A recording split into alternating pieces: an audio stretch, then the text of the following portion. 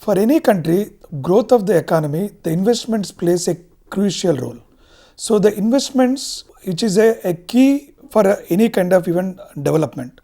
So in that way, we will try to understand today what is this investments. Let's start with that. This investments, which refers to the allocation of resources, typically the money, what we talk about, into assets or projects with the expectation of generating future returns.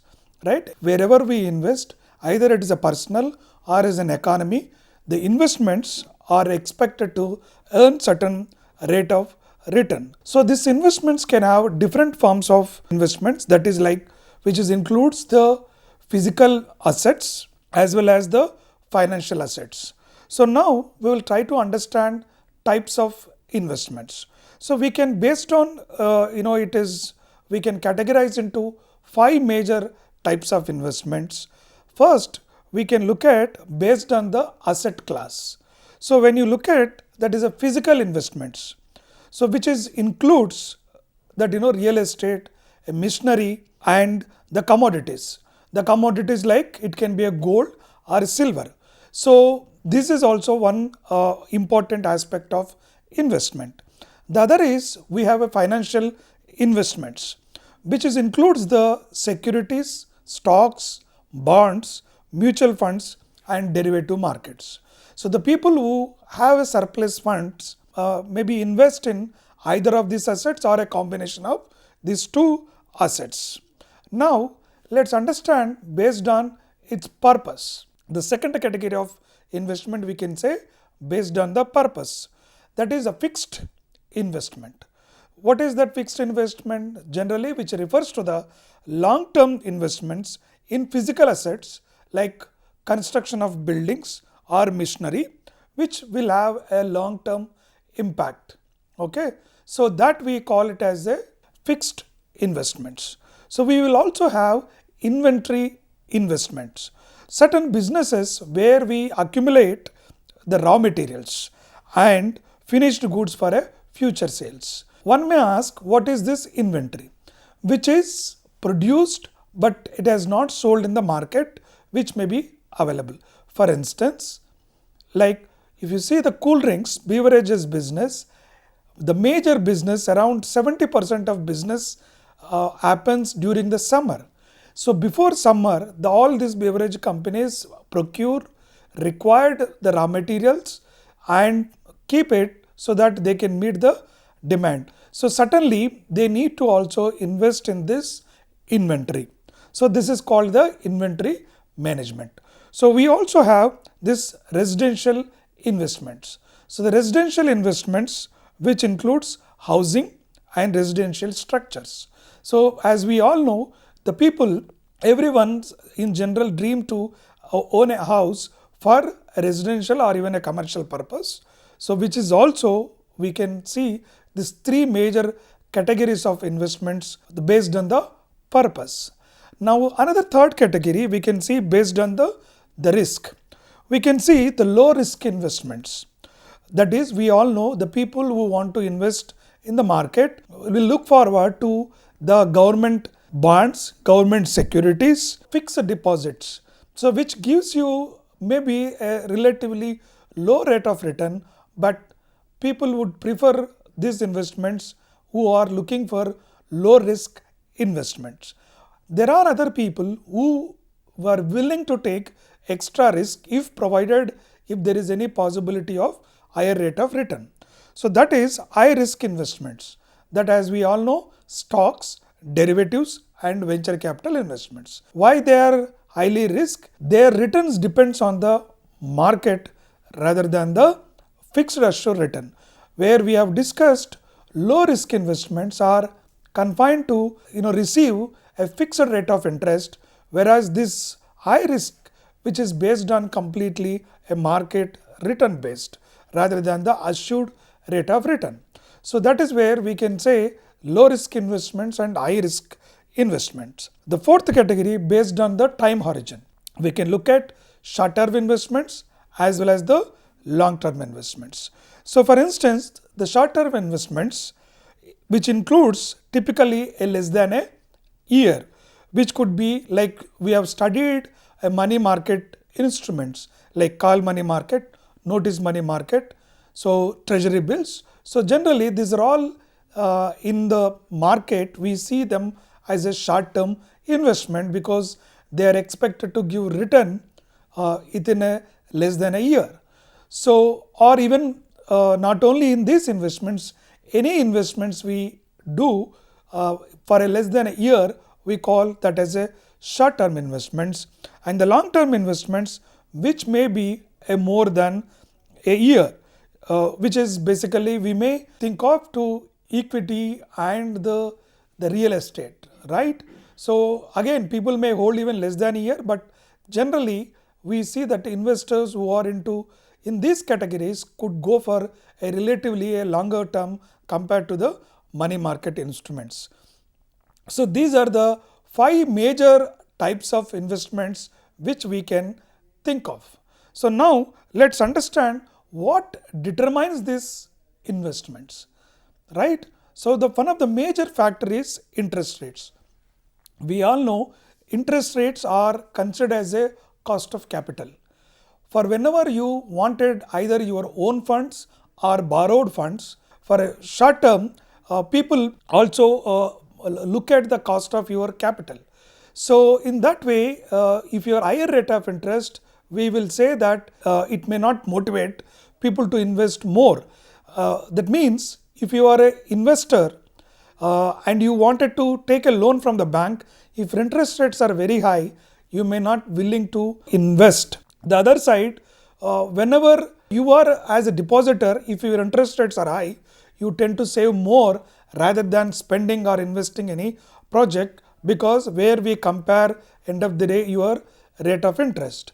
So for investments, so the interest rates become very crucial, be it the domestic market interest or international interests. So this will be driving force for the investments is concerned. So in that context, investors need to understand how market interest rates varies with the time and as well as with the market cycles. So then only you will be able to make a ideal and profitable investments.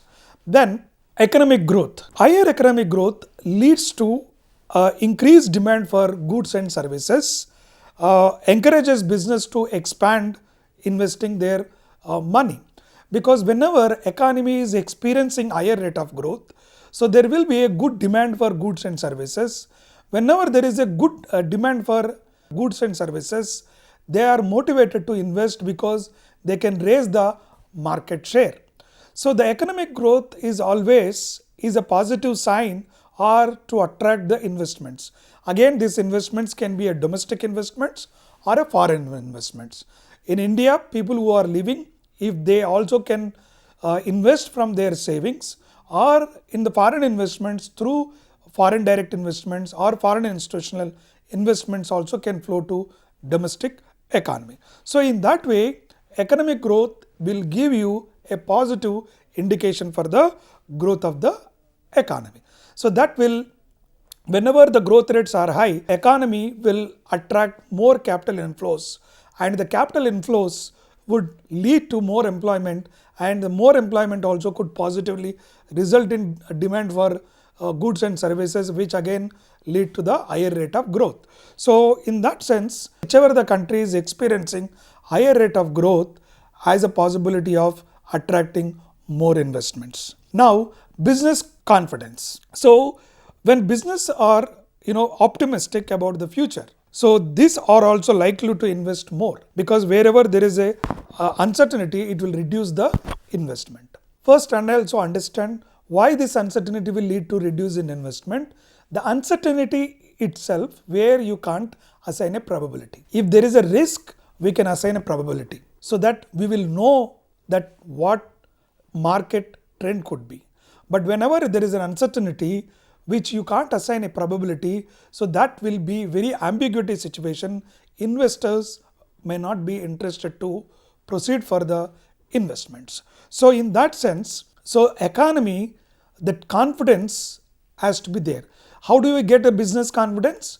That economic stability, the strong leadership in the economy, stability in the macroeconomic indicators will attract the investments.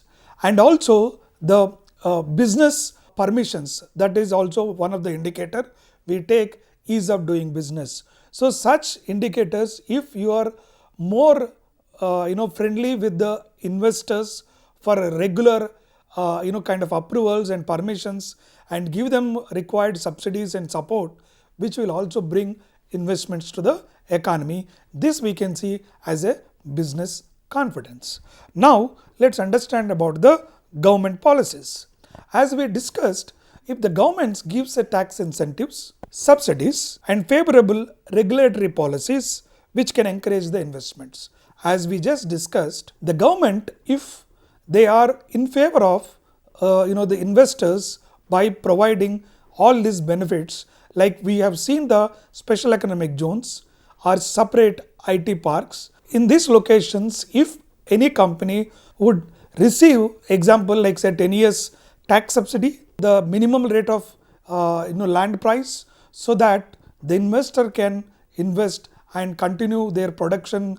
So it not only creates an employment, it also attracts the required foreign exchange reserves by exporting our goods and services. So in that way, the government policies are very important. At the same time, the stability of the government.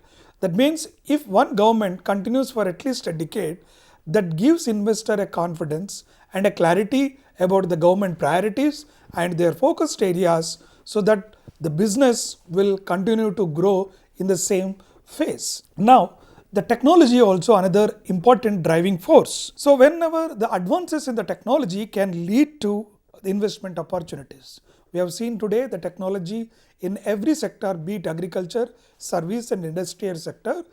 The technology brings a lot of scope for increasing the production and its capacity. So in that sense, the technology also could attract a lot of investments, like your technology or even softwares.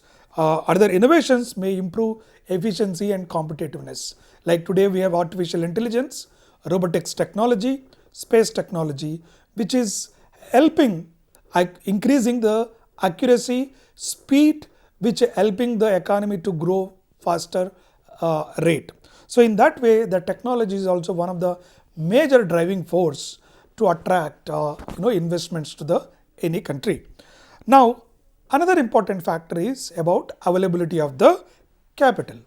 So if any nations have the funds for investments, then only it's easy for the investors or the entrepreneurs to take up any kind of projects. Otherwise, this will lead to a serious problem for the growth of any kind of industry or a firm. So the availability of the capital is very important, which will leads to higher investments. So the market demand. We also know that the strong market demand for products and services can encourage businesses to invest in production capacity to meet the demand. Right? As we all know that if there is a good demand for goods and services in any sector, then the entrepreneurs or the innovators would be happy to invest more into that particular sector, which will boom and grow. Particularly country like in India, we are seeing IT and softwares which are growing multiplied. Service sector, the growth is one of the indicator for the demand. Internationally, there is a demand for our kind of services, so the sector is really booming. Another important factor is inflation. As we all know, the inflation also determines the rate of investments in given any country. How the inflation at a moderate rate is very encourageable, because that allows to hold money in the hands of public.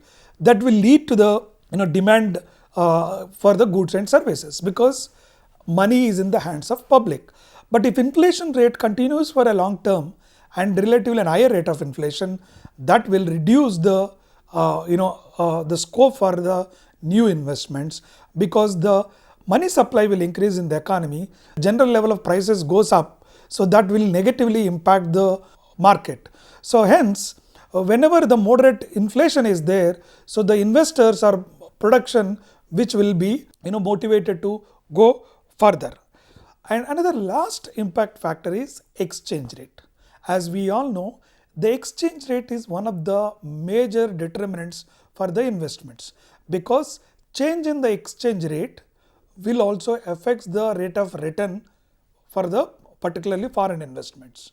If we want to attract more FDIs and FFIs, and if for instance, if a rupee is highly volatile or if it is depreciating further, so the investors may have certainly some sort of concern, and which may not be positively encouraged to do that, because whenever you want to import a goods from the foreign countries, that would be more expensive for us to do that. So this also can be have certainly an impact. Total exports and imports depends on the nature of the businesses. These are the major factors where we can look at what investments are can be impacted by the various factors.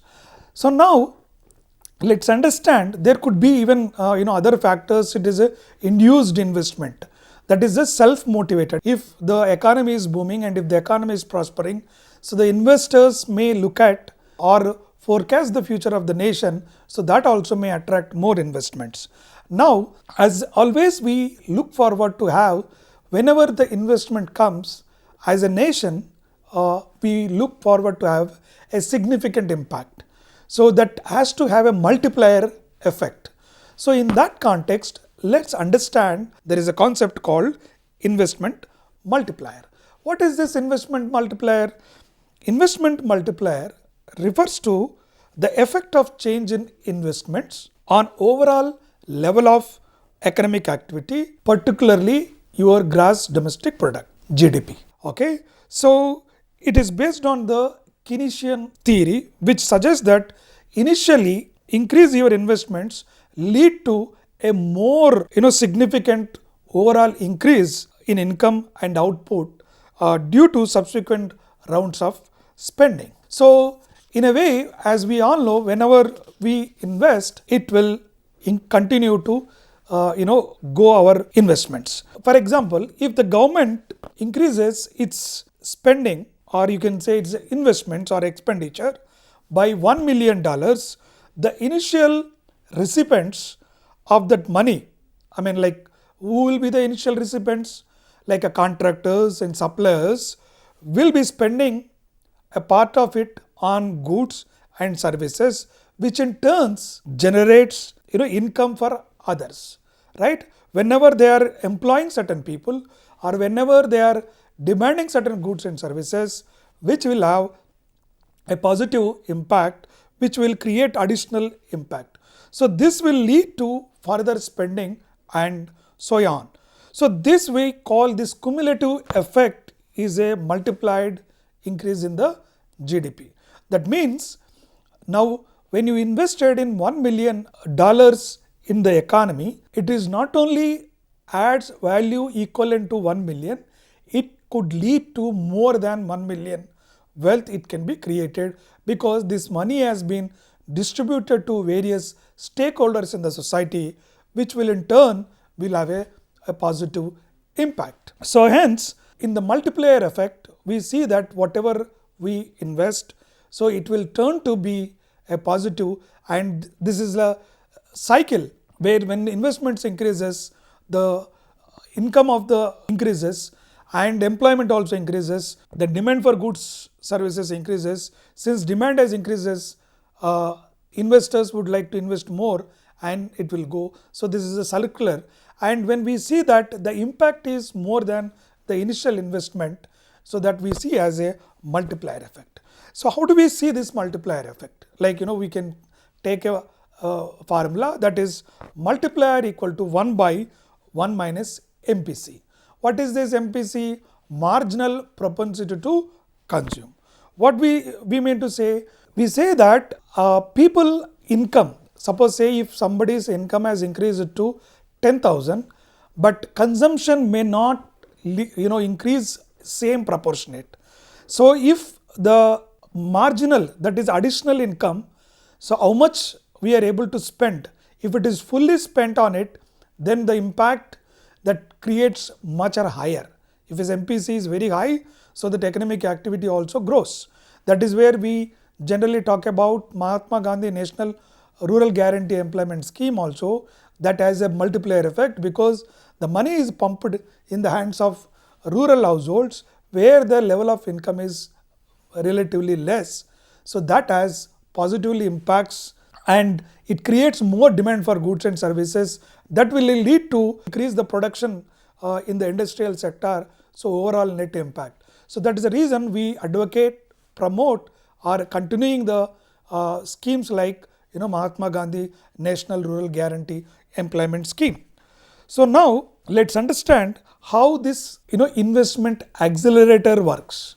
Now we have talked about multiplier effect, because the multiplier effect, again, for the benefit of students, I repeat that it's not only the amount of the money we invest that impact, it will be have multiple times. There could be some spillover positively to the various others related sectors. Now we have another concept called investment accelerator. So this accelerator effect refers to the relationship between the rate of change in economic output and the level of investment. We need to understand how much investments has attracted, or how much money has invested in the economy, how much our total output has increased. Then only we will have that the impact which we can say them. So in that way, it suggests that when demand for goods and services increases, businesses responds by investing more in capital to meet this demand. So in that way, this accelerator principle, if you see, the idea is that when there is rise in output, the firms need more capital to produce additional goods and services. This leads to increase in the, so it is basically try to say that whenever there is demand as increases, the total output, investments also increases, the total output also goes on in the proportionately. So now let's see that multiplier effect and accelerator effect, how it goes together is one of the important scenario. Suppose if economy experiences an increased investment due to the government infrastructure project, the multiplier effect will lead to rise in overall income and demand for goods and services. As demand increases, the business also will respond by investing more in capital. This we call as a accelerator effect. So this additional investment can further boost economic output and creating various cycles of growth. So in conclusion, if you see, various types of investments, which is we have discussed, and various determinants also we have seen. We also talked about your accelerator effect as well as the multiplier effect, how it puts in the economy. So any economy which is aspiring or which is wanted to grow higher rate of growth, it is required to attract a very reasonable size of investments. Then only the country can sustain their development as well as economic growths. So the investments are very critical component for economic growth. As we discussed, any economy to grow, that one of the major factor is the business confidence. So if you want to attract investments, we need to create a positive environment for the business communities by not only by providing the low rate of interest rates and the subsidies, tax incentives. It also should allow them to get required approvals for the business permissions, or the land which should be litigation free, the environmental clearances. So if this also made in accessible for the investor in more friendly way, that we can attract a lot of foreign direct investments, which will not only bring the capital into the economy, which also create certain assets for the growth of the economy.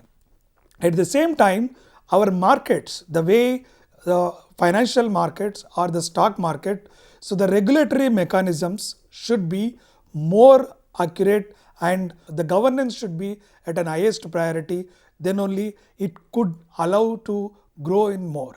At the same time, domestic economy, we need to promote more savings so that the available capital or required investments which will be easily available for the investor, which also promotes for the economic growth.